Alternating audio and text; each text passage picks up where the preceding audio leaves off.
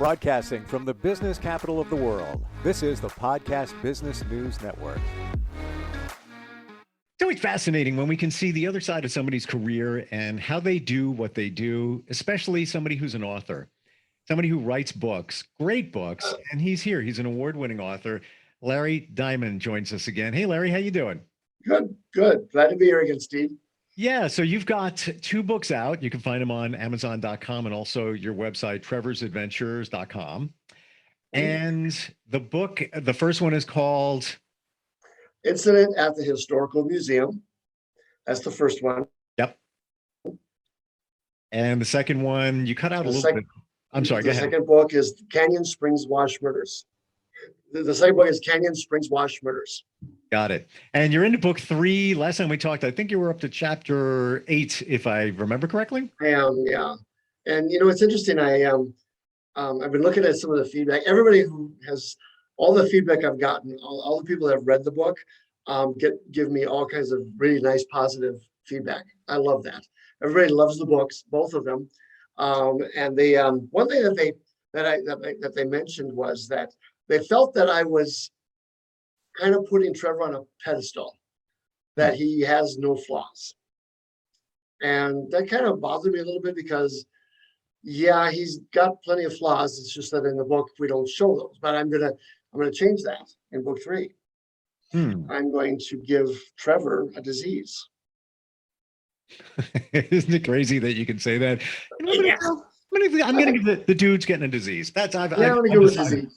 Yeah, it's actually going to be a disease that millions of people around the world have and deal with every single day. It's not, life-threatening normally. And so I'm going to, while he's in the middle of this investigation, Austin, one of his teammates that's down there with him, is going to come to get him for the day's events, and he's going to find Trevor in a coma. A diabetic coma. Wow. Yes. And he's going to almost die from diabetes without knowing on it. Trevor does not know he has diabetes. This is when he finds out. So he's going to find out when he almost dies from it that he's got diabetes. Well, I guess it would be better, maybe not, I don't know, than getting a disease from the high-priced hooker in book number 1. True. But see, in book 1, Trevor didn't sleep with the high-priced hooker. Jason hired her. Jason. He hired her. Yes. Exactly. Right. Yeah. He didn't get any fringe benefits from that hire. Let's just put it that way. Okay. There was no test drive. There was no test drive involved. There's no test drive. Exactly. No test drive. So Trevor has never slept with the high-priced hooker, so he wouldn't catch anything. And Jason hasn't caught anything. Or never caught anything because I think hookers are pretty careful to make sure that they don't have anything. So anyway, I decided that let's give him a flaw. Everybody, millions and millions of people, myself included, have diabetes, and I'll tell you right off the bat that this is actually true to form, because last November 9th, I almost died from diabetes. I didn't know I had it. I slipped into a diabetic coma on November 9th. A neighbor of mine found me and got me to the hospital, or they got 911 for me. But yeah, I was like within minutes of dying from that. And I didn't even know I had diabetes. No symptom signs, nothing to clue you into. Apparently, now that I look over the past year, there were symptoms. There were things but say I didn't know what the symptoms were. I needed other professionals. Wow. Like I was banging in the walls. I was kind of unstable and whatnot. That apparently is a sign of an early sign of diabetes. I didn't know that, so I went to see my doctor, and they prescribed it as vertigo. And it wasn't vertigo. Hindsight being what it is, it wasn't vertigo. It was first signs of diabetes, but I didn't know that. I didn't know the signs of diabetes. So it got to the point where they prescribed me with steroids, which cranked my blood sugar way through the roof. And that's what almost killed me. I almost died from it. So I decided, you know what? I think we're going to give Trevor that disease. Well, at the very least, book 3 is really a public service in some regards. Yeah, yeah. You know, Because people are going to learn from some of the things that Trevor's doing. I'm in the book, I'm going to describe exactly what happened to me for Trevor. gotcha. He's going to survive it. I mean, I survived it. He's going to survive it. I mean, he's my hero of the books, of the series. He's my hero. He can't die, but he can get diabetes, which millions of people have, Sure. and they deal with it every day. I deal with it every day. I take 2 different types of insulin now. So, Trevor's going to have to deal with this. And this way, it is a public service because people are going to see what people are doing, to control their diabetes. And I've done a very good job of controlling my diabetes because I had to, and I figure that we'll let Trevor spend a few days in the hospital, wherever they're at. I haven't decided when and where this is going to happen yet. What I want to do is I want to wait till they kind of combine forces, because remember I said that in book 2 or in book 3, Trevor and Jason and Austin, all part of his team, are pursuing this nemesis of Trevor's, and because of this jailbreak of another nemesis, Rob, who was a character in my first book, Rob has taken control of the other half of Trevor's team, and they're pursuing that. And then at some point in the book, they're going to combine. They're going to combine forces, and they're all going to be part of one big team that are going to be chasing these guys down. Have not decided yet when and where that's going to happen, but it's going to happen soon. I mean, I'm in chapter 9 now, and I'll figure out when that's going to be, and it's going to be a good pursuit. And then at some point, Trevor's going to get this to happen to him, and then that way Rob will be there to pick up the slack and take it from there while Trevor is recuperating in the hospital. Which is what I did. I mean, I spent 5 days in the hospital. Wow. After this incident happened, while they got my blood sugar under control. And then Trevor's the same thing's gonna happen with Trevor. So see, Trevor is becoming more and more like me. A lot of the things that I've gone through, I'm going to give to him. Well, you've said it even from the beginning that Trevor and Jason are you and your friend. Yeah. In many ways. And, to the point of somebody saying recently that, Trevor, he's like a superhero. Nothing ever happens. Well, if you look at, Batman, you look at Spider-Man, they have issues along the way, but then they come back and they conquer. Right. Exactly. And they have their private lives that are not superhero, but private lives. I mean, Batman, you have Bruce Wayne. He's Bruce Wayne when he's not in costume. Right.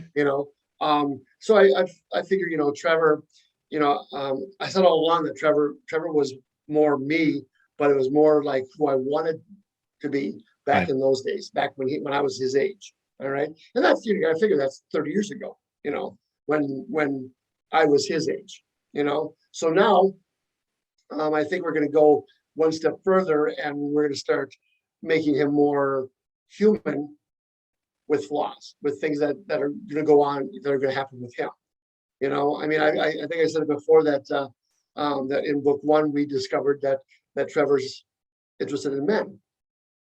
Well, that's, I don't know, I wouldn't call that a flaw. I mean, that's part of life. But I deliberately didn't pursue that in my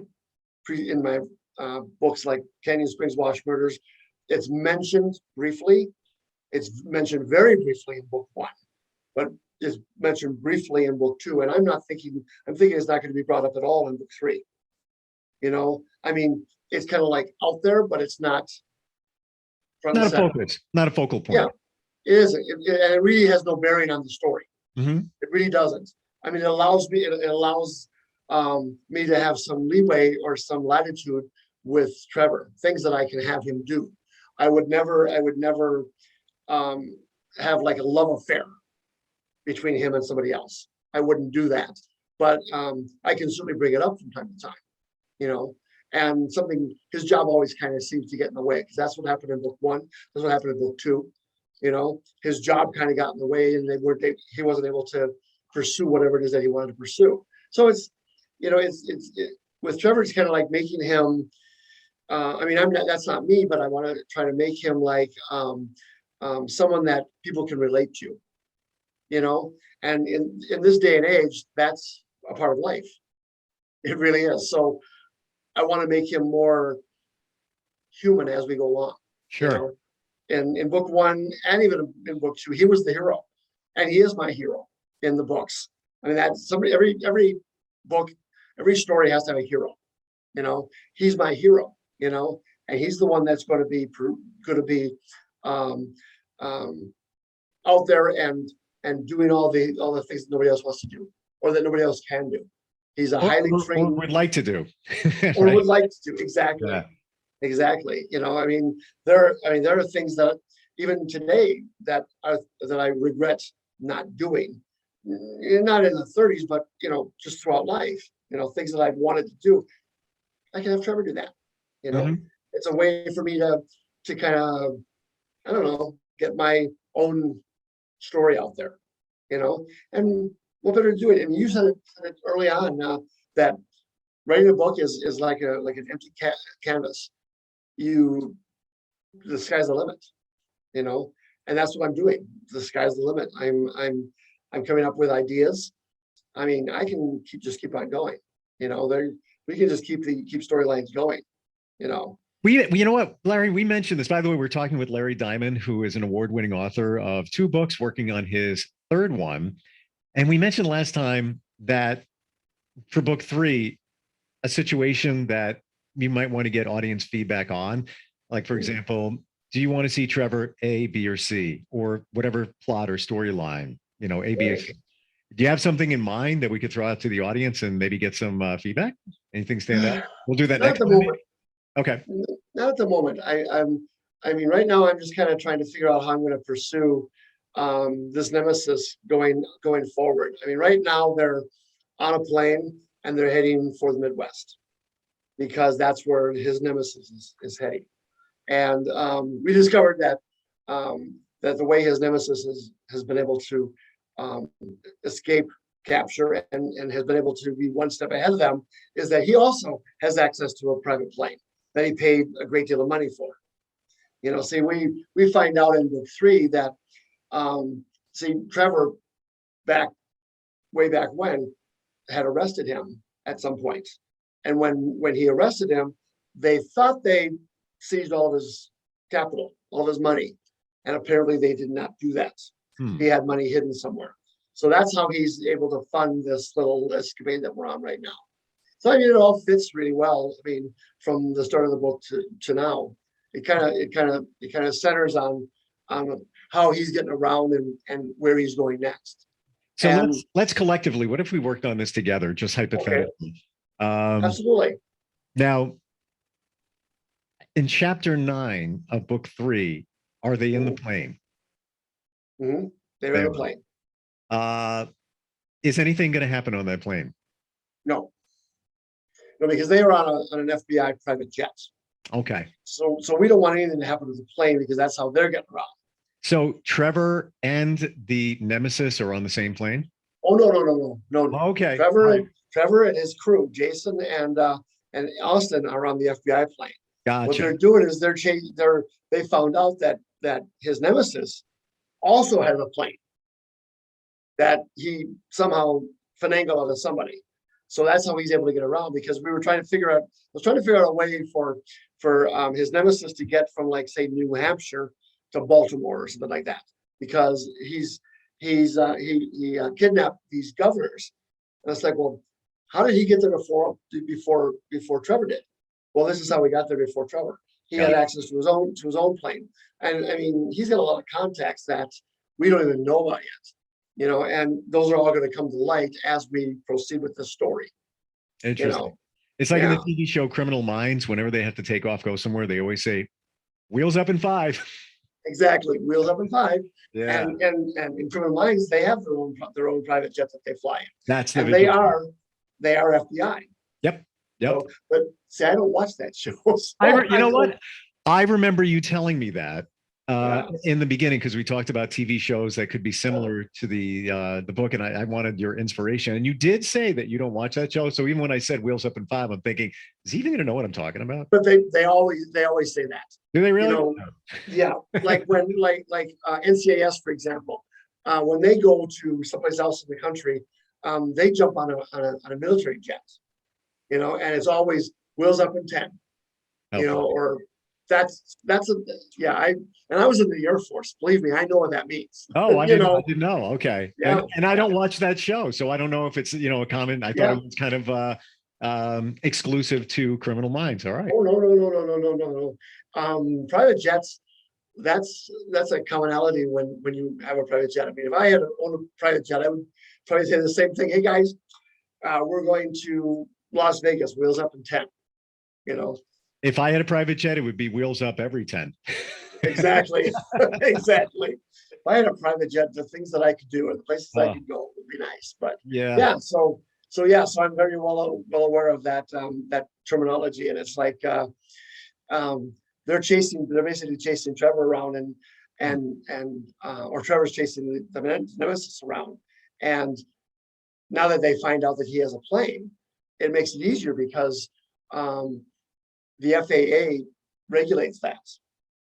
Unless he's going under the radar, which he probably is. I'm probably gonna make him under the radar so that people that he can't be picked up by towers and by the FAA. You know. So I mean, I got to make it interesting. You know. Does your Air Force experience, Larry, come into play at all with the writing of the books? A little bit. This book, yes, because of the flying. Because when I was in the Air Force, many moons ago, and we're not going to talk about how far that is, but when I was in the Air Force, I was like the back seat. I sat in the back seat of a jet. I was assigned to a colonel for a few months, and we used to fly cover over the Mojave Desert for the Marines and the Army that were playing war games down below. So I mean, I got interested in that decades ago. And when I did, I kind of thought that'd be a great way to kind of throw into the story. And in book two, in book two, they have use of a private jet. Yeah, the FBI's private jet. So it allows them to get where they need to go quickly. You know. Plus, they in book two, Trevor and Jason have a conversation with the mayor of the town that this crime family has basically taken over. So in order for them not to know what he's doing, they invited him out to the private jet, which is to have a conversation out there, which is like 50 miles away from the town. Yeah. I'm getting the word to look at the screen because we do have a question on instant feedback. You can reach us, by the way, anytime. Instant feedback, steve@gmail.com. And this is from Shelly in El Segundo, California. She says, I love literature. I love what you guys are talking about. She says, I'm thinking about writing a book as well and want to know, do you ever have writer's block? And if so, how do you deal with it? Oh, yeah, absolutely. What I do is I get writer's block all the time. In fact, when I started writing book 3, I had a writer's block because I didn't know where I wanted to go. I mean, after I got the prologue done, the prologue basically comes from the previous book, and then I got an idea of how I could start the book in book 3, and then I was like, okay, where do I go from here? And I literally stopped writing for weeks because I couldn't think of what I wanted to do next. And what I discovered was the best way to do that is to just clear your mind and don't think about it, and it'll come to me. And it did eventually. But writer's block sucked because when you get writer's block, it's like all you can think about is what you want to do next on paper, and you can't. So that's my advice: is just stop what you're doing, clear your mind, and stop, and don't think about what you're trying to write, and it'll come to you eventually. It did for me anyway. Do you think it's a good idea to try a different time? Like, let's say you write when you come home from work, Mhm. And that seems to be you're in your zone. Maybe, let's say for Shelley or somebody else, they try to do it first thing in the morning. And that's why I'm going to write. I think I'm going to be fresh. Well, maybe change it up a little bit. Yeah. Yeah. I mean, I didn't write at the same times every night. I mean, when I wrote Canyon Springs Wash Murders, I was writing that mostly in the evening because I worked from home during the day. Mm-hmm. And then I would that's why I wrote on my laptop in the dining room, because I wanted to get away from the office setting because I was working from home. So I wanted to remove myself completely from that. And I think what you have to do is to prevent you from getting writer's block, just remove yourself from whatever situation you're in that is keeping you from thinking about your next line or your next chapter. And then once you do that, once you get yourself away from that and start thinking clearly, it's amazing how the ideas come to you. When I wrote Canyon Springs Wash Murders, I mean, I did the same thing. I mean, I actually went out on the patio um, where I wrote some of the best scenes in the book, because I took myself away from that setting, and it just seemed to click for me, which was kind of nice. I mean, It's got to be so frustrating though, Larry. Like I want to move forward. I've got ideas. I just don't know how to make those, it go to is. my hands and on the keyboard. Yeah, it is. It is. There were so many nights where I would just sit with my hands over the keyboard, and it's like, okay, where do I go from here? Where do I go from here? And yeah, it is. It's very frustrating, and you have to get past that, And that's why I thought, if I just forget about it for a while, maybe it'll come to me, and it did eventually. It Yeah. did, and at one point, oh my God, when I wrote Canyon Springs Wash Murders, I wrote like, God, 5, 6 chapters in one night. Oof. Because I mean, I was on a roll. It's like a Friday night. I didn't have to get up in the morning. I just put on the coffee and I sat there and I wrote. And I don't think there were too many things I wanted to change afterwards. I was just going to ask you that question. I Yeah. was just wondering, Yeah. if you were, jamming through 5 chapters, did you have to turn around and say, let me clean that up, because Yeah, you're and going so fast. And I did a little bit. I mean, there were a couple of things I wanted to change because I didn't want to. It didn't follow as much as I wanted it to. So one thing you find when you're writing a book, and this is one of the reasons why I don't read the whole book and then write, and read the whole book and then write. I read the chapter before that I wrote maybe a day or two ago. I read that chapter to find out where I'm at. If I don't read the book, then I can be just as surprised when I get to the end and read the whole book. Because what I've done is I've basically allowed myself to kind of put myself in that scenario, Mm-hmm. as it were. So I would put myself in that scenario, and I would just keep on writing. And when I get to that point, I don't actually go back and change anything. I may change a couple of things here and there, but nothing major in the storyline.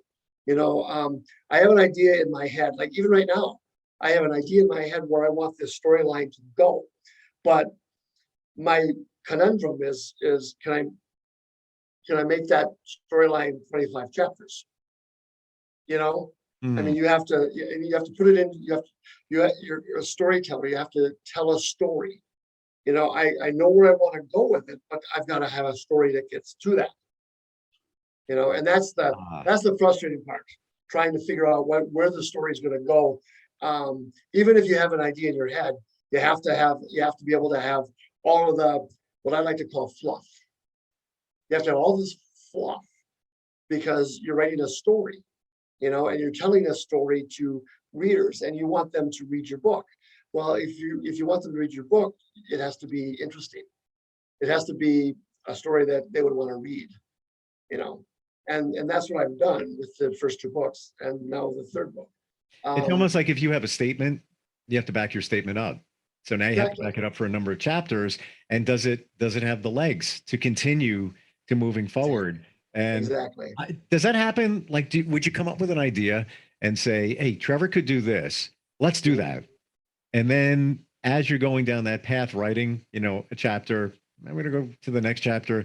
Have you found, so to speak, that the plane just kind of just ran out of gas and just started diving? It's like, Yeah, all right, let's toss out, go back 2 chapters and redo.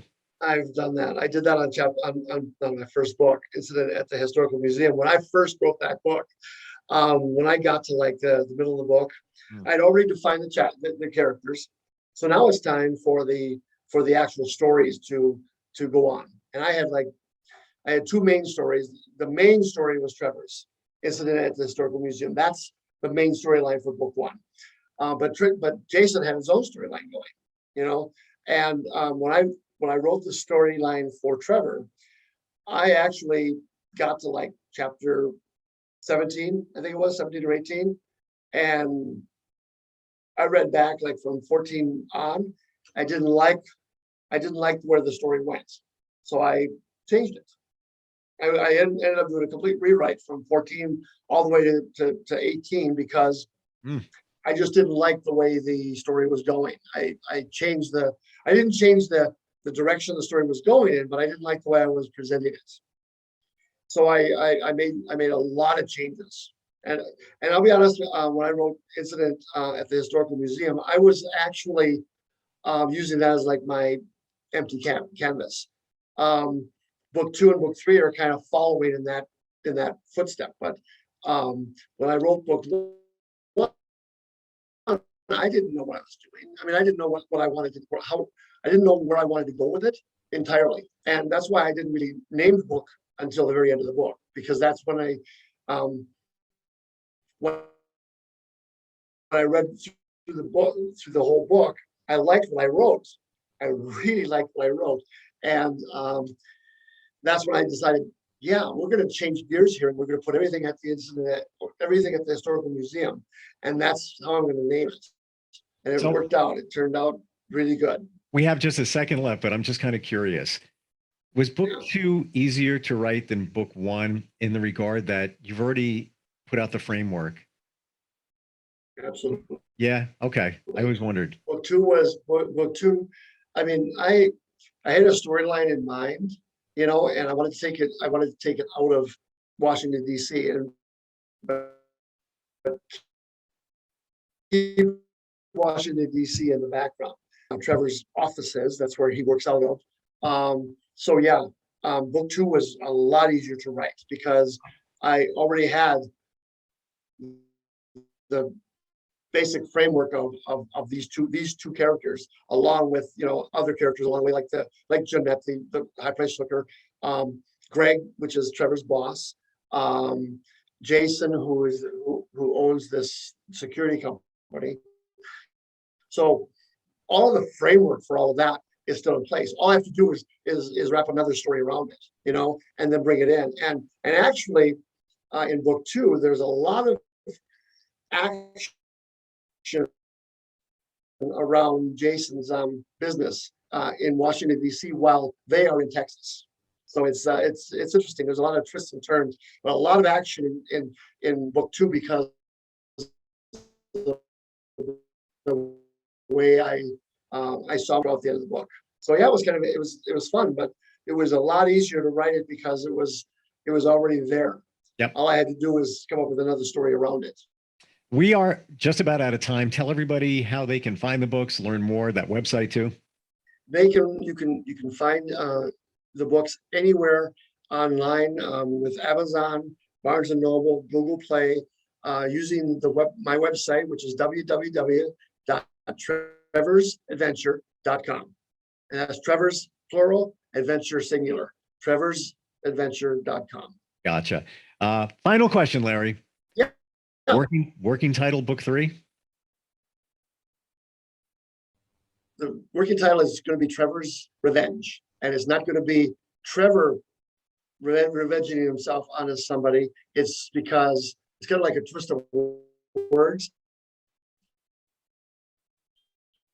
Because Trevor, his nemesis has decided that he's going to revenge himself on a Trevor. So the working title right now is Trevor's Revenge. Super exciting. And even knowing that they're both on planes right now is just a, nice little twist there. Great talking with you, Larry. And Yeah, always great. yeah, looking forward to catching up and seeing where we go. And again, if you want our audience to help you out with that, we're here for you. You just have to give us credit in the back of the book. That's it. Yeah, absolutely. Exactly.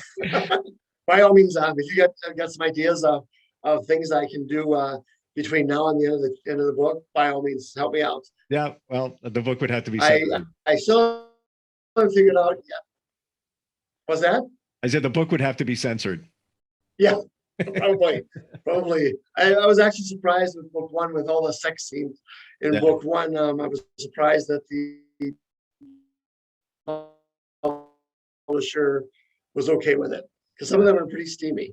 But I guess, sex sells. So, anyway, but yeah, that's I welcome any suggestions. I may or may not use suggestions, but I'd love to hear what people have to say, what their thoughts are.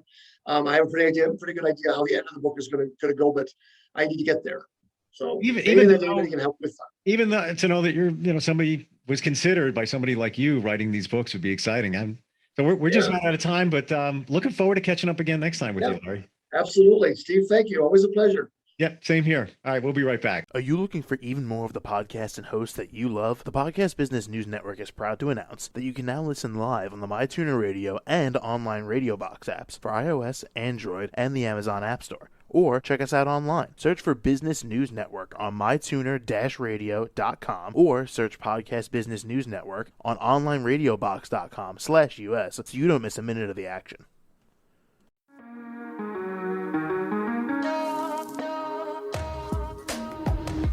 Broadcasting from the business capital of the world, this is the Podcast Business News Network. For nearly 2,000 severely injured veterans, everyday life has become filled with barriers. Day-to-day simple tasks can become pretty daunting. I have to carry my chair up 2 flights of steps or have somebody do it for me. What scares me the most is just the falling. When I'm struggling with my house, I think, to have that one great barrier just knocked down, it's crucial. Home for Our Troops is a wonderful nonprofit that builds a mortgage-free, fully adaptive, handicap-accessible house. And there's no catch. It'll be our very first home that we've ever owned. This is a game changer. This is where your life begins again. We need you to join us in completing this important mission. Please visit hfotusa.org